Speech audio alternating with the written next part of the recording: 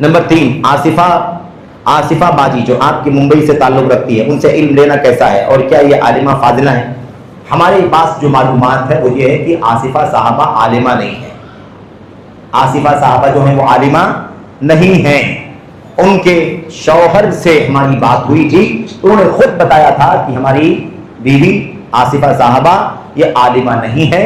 جماعت تبلیغ سے کئی سالوں تک جڑی رہی، جماعت تبلیغ سے وابستہ رہی، جماعت تبلیغ میں آتی جاتی رہی. جماعت تبلیغ کی سرگرمیاں جو ہوتی ہیں، فضائل اعمال، تبلیغی نصاب پڑھنے پڑھانے کی، وہ سارے کام کرتی رہی. اور اس کے بعد اہل حدیث عالم کی تقریر، غالباً معراج ربانی صاحب کی تقریر سن کر کے اہل حدیث ہو گئی.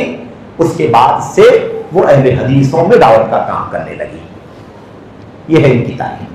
اب سوال یہ پیدا ہوتا ہے کہ جب تبلیغی جماعت میں 10 سال 15 سال 20 سال گزرا ہے تو اہل حدیث ہونے کے بعد بھی تو 10 سال گزرنا چاہیے کہ نہیں گزرنا چاہیے؟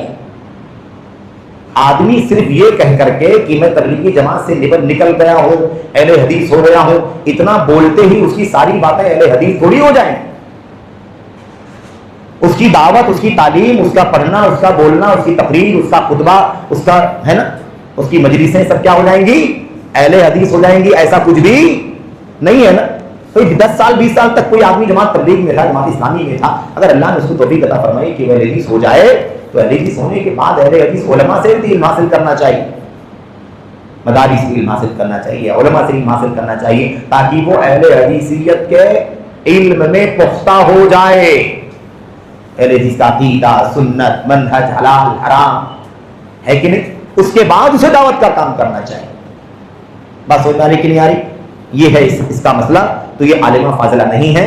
آپ کی ذمہ داری ہے کہ آپ علم کے معاملے میں اہل علم سے رجوع کریں، اہل علم سے رجوع کریں، اور خاص طور پر علماء سے رجوع کریں.